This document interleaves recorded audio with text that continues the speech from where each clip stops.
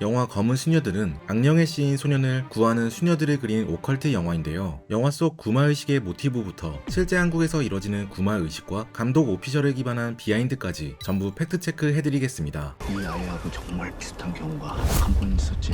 수녀님, 검은 수녀들의 인물 소개에 따르면 희주는 강력한 악령에 사로잡힌 부마자 소년입니다. 정신적 질환을 보이는 그는 여러 의학의 도움을 받지만 결국 치료되지 않아 최후의 방편으로 유니아 수녀의 구마의식을 받게 되죠. 실제로도 구마의식을 받기 위해서는 매우 엄격한 절차를 따라야 합니다. 단순히 정신이 이상해 보인다, 악마에 씌인 것 같다는 추측만으로는 구마의식을 진행할 수 없고 의사, 심리학자, 병리학자들의 자문을 모두 구한 뒤에 악마에 사로잡힌 것 말고 그 어떤 논리적 이유가 없을 때에만 구마의식이 허락된다고 하죠. 또 처음부터 환자를 묶고 강렬한 구마의식을 치르는 것이 아니라 기도 등 다소 간단한 방법으로 시작해야 한다고 합니다. 즉 구마의식은 더 이상 방법이 없을 때 최후의 수단으로만 진행될 수 있다고 하죠. 이번 구마의 원칙은 단 하나, 수단과 방법을 가리지 않는다. 검은 수녀들의 유니아 수녀는 희준을 살리기 위해서라면 어떤 방법을 동원해도 괜찮다고 생각합니다. 그래서 무당이 된 친구를 찾아가 구판을 벌이고 무당의 제자는 희준에게 타로 카드를 쥐어주기도 하죠. 하지만 이런 행위는 가톨릭에 따르면 오히려 악마를 들게 하는 행위라고 합니다. 타로 카드, 마법 등 다른 것에 기대는 행위 자체가 악마에 빠져들게 만든다는 것이죠. 하지만 영화에서는 아이를 살리고 싶은 유니아의 간절한 마음을 표현하기 위해 다른 무속신앙의 힘도 빌린 것 같습니다. 한편 유니아의 여러 노력에도 불구하고 모든 방법이 실패하여 결국 유니아는 마지막 구마의식을 치르게 됩니다. 이때 영화에서는 가톨릭에서 실제로 정해놓은 구마의식의 절차를 순차적으로 따르는데요. 우선 유니아 수녀는 희준을 침대에 묶는 것으로 시작합니다. 가톨릭 규정에서도 악령에 씌인 사람은 결박할 수 있다고 나오는데 감독은 이 장면을 연출할 때 일부러 희준이 포박당한 부위에 거즈를 덧대었다고 합니다. 일반적으로 구마의식을 진행하면 빙의된 사람이 계속해서 몸을 뒤틀어 포박당한 부위가 까지는 경우가 많은데 수녀들은 아이가 조금이나마 덜 다치도록 배려해줄 것 같았다는 생각에서였죠. 악마를 없애는 것도 중요하지만 그만큼 아이를 살리고 싶은 마음을 표현한 연출이었다고 합니다. 절차에 따르면 구마사제는 우선 뜨거운 기도로 하나님의 도움을 간청해야 한다고 합니다. 그리고 빙의된 사람을 포함해 주변 사람들에게 십자가의 성호를 그리며 축복을 해야 한다고 하죠. 이 과정에서 사제는 자주색 영대를 걸쳐야 한다고 하는데 영화에서는 이를 바오로 신부가 유니아 수녀에게 하얀색 영대를 넘겨주는 것으로 표현하였죠. 일반적으로 이 과정에서 악마에 씌인 사람은 무언가를 토해낸다고 합니다. 하지만 평범한 토사물이 아니라 머리핀, 돌, 나무 조각 등 기괴한 것들이 쏟아져 나온다고 하죠. 그렇다면 유니아 수녀는 왜 그렇게까지 희준을 살리려고 하는 것일까요? 유니아 수녀를 연기한 송혜교 배우는 유니아 수녀가 아무 연도 없는 희준을 살리기 위해 왜 이렇게까지 희생하는지 이해가 되지 않아 감독에게 이유를 재차 물었다고 합니다. 하지만 작품에 천천히 몰입하면서 어느 순간 수녀로 살아온 유니아의 순수한 희생정신을 깨닫게 되었다고 하죠. 뭔가를 얻으려고 하는 개인의 욕구가 아니라 세상에는 그냥 살려야 할 사람을 살리는 걸 당연하게 여기고 숭고한 마음을 지닌 사람들이 있다고 믿게 되었다고 하죠.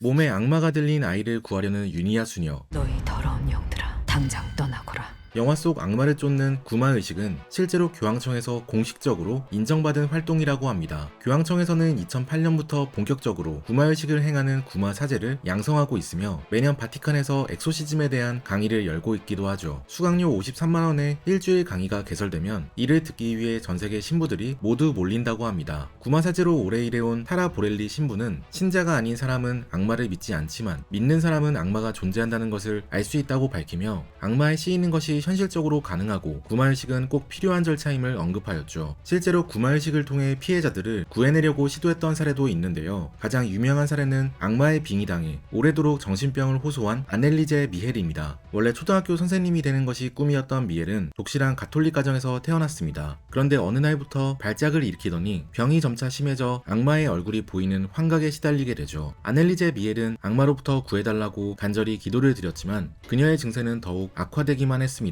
곤충을 먹기 시작했고 바닥에 소변을 본 뒤 소변을 핥기도 했죠. 가끔 정신이 돌아올 때면 미엘은 이 모든 것이 자신의 죄에 대한 형벌이라 생각해 스스로를 벌주기 위해 돌바닥에서 잠이 들었다고 합니다. 이후 그녀는 병원에서 정신병 진단을 받고 입원해 치료를 받았지만 병은 나아지지 않았습니다. 가톨릭 신자였던 그녀의 부모님은 신부들에게 제발 딸을 살려달라 간청했죠. 처음에 신부들은 의학 치료를 받으라며 구마의식을 거부했지만 미엘의 병이 나아지지 않고 더 악화되기만 하자 결국 에른스트 알트 신부와 아놀드 렌츠 신부는 구마의식을 행하게 되죠. 미엘은 이때부터 의학 치료를 거부했고 구마의식에만 의존하게 됩니다. 약 10개월간 일주일에 최대 2번, 총 67번의 구마의식이 행해졌다고 하죠. 당시 신부는 구마의식을 진행하며 이 과정을 모두 녹음하였는데요. 실제 음성을 짧게만 들어보겠습니다. 하지만 시간이 지나도 그녀의 병은 악화되기만 했고 음식 먹기를 거부하던 그녀는 결국 사망하게 됩니다. 사망 당시 미엘의 몸무게는 31kg밖에 되지 않았다고 하죠. 참고로 미엘이 죽고 난 후 국가에서는 미엘의 부모님과 구마의식을 행한 두 신부를 과실치사로 고소했고 이들은 집행유예를 선고받았다고 합니다. 한국에서도 구마사제는 존재합니다. 천주교 서울 대교구 교구청 관계자에 따르면 한국에서도 악령에 씌었다고 고통을 호소하는 사람들을 대상으로 비밀리에 구마사제들이 활동하고 있다고 하죠. 다만 누가 구마사제인지 어떤 사람들에게 치료가 진행되고 있는지 등 구체적인 내용은 교구장과 구마사제 둘만 알고 있다고 합니다. 참고로 구마의식은 남성인 신부에 의해서만 행해질 수 있는데 영화에서 유니아 수녀도 여성이라는 이유만으로 보수적인 성당에서 인정받지 못하는 장면이 있었죠. 수녀가 무슨... 참 말씀 짜증나게 하시네.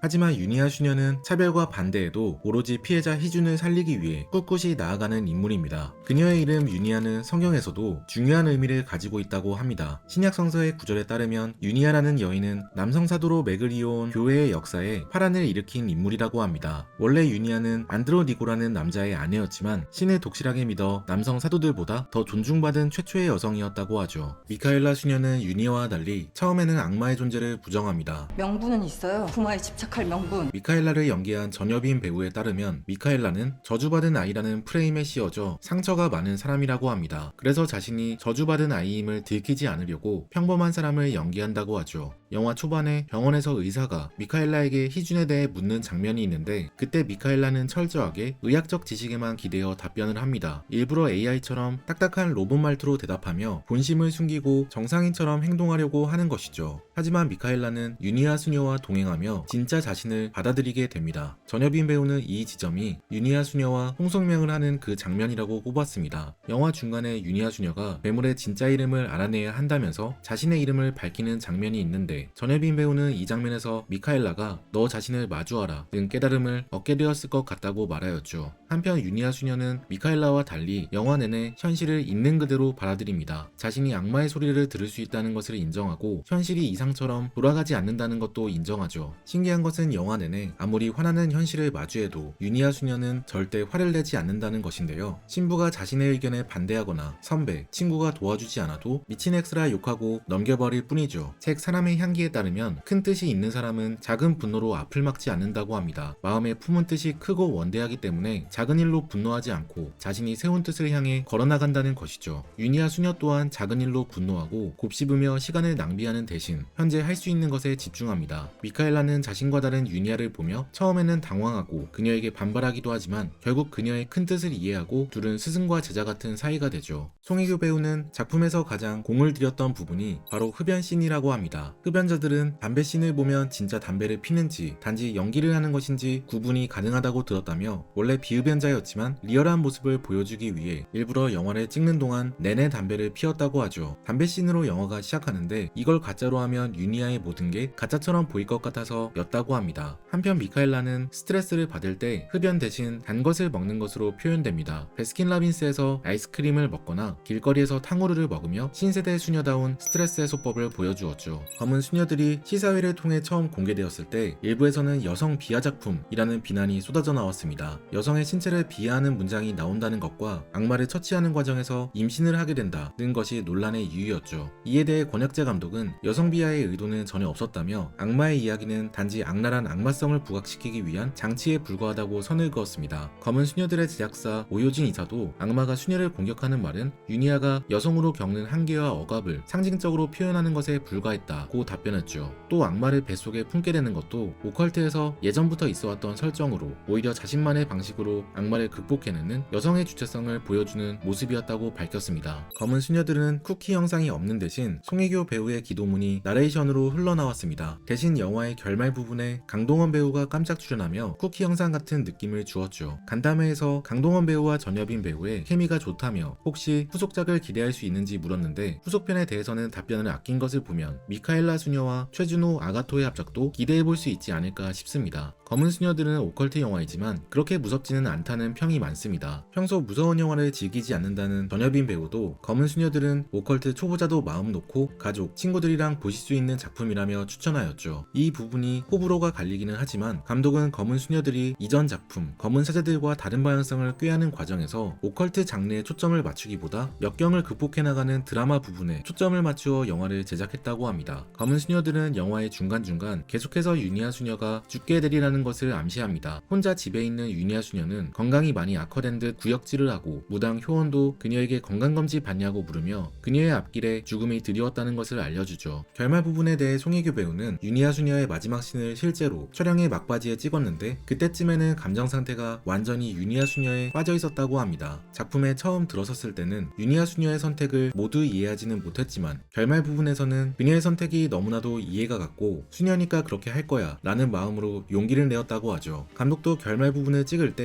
한 인간이 절실한 마음으로 소년을 살리기 위해 모든 것을 던지는 숭고함에 울림이 있었다며 촬영팀도 감동을 받았다고 합니다. 큰 뜻을 이루기 위해 현실의 어려움을 모두 극복해낸 유니아 수녀. 사서삼경에는 나루에는 깊은 곳 있다. 깊으면 옷을 벗고 건너고 얕으면 옷을 걷고 건넌다 는 말이 있습니다. 이 말은 어디에서나 어려움이 존재하지만 물이 깊으면 옷을 벗고 헤엄쳐 건너면 되고 물이 얕으면 옷이 물에 젖지 않게 옷을 걷으면 된다며 때와 상황에 맞게 처신하면 된다는 것을 알려주는 것입니다. 책 사람의 향기에 따르면 원래 인생이란 게 순탄하지 않는 것이 정상이라고 말하는데요. 하지만 어려울 때 자신의 처지를 원망하고 한탄하는 대신 내 인생의 뜻과 의미를 찾고 내 삶을 의미있게 만들려고 노력하는 것이 중요하다고 말하죠. 오늘 소개해드린 책 사람의 향기는 스쳐 지나가는 사람들 중 유독 품격이 있어 은은한 향기를 남기는 사람들의 비법에 관한 책입니다. 책은 품격 있는 사람이 되는 방법을 3000년 역사 고전인 사서삼경에 기대어 설명해주는데요. 소신있게 자신의 생각을 이야기하는 법, 온화한 마음을 갖는 법, 끊임없이 성장하는 법 등을 배우고 싶다면 책 사람의 향기를 꼭 읽어보시기를 권해드립니다. 인품이란 갖추기 매우 어려운 것이지만 이 책을 가까이 하고 인격을 끊임없이 다듬으면 조금 더 완성된 사람으로 성장할 수 있을 거예요. 지금까지 책트폭행이었습니다. 오늘 함께 읽은 책 사람의 향기, 저자 조윤재. I know that I'm well away from being a perfect guy.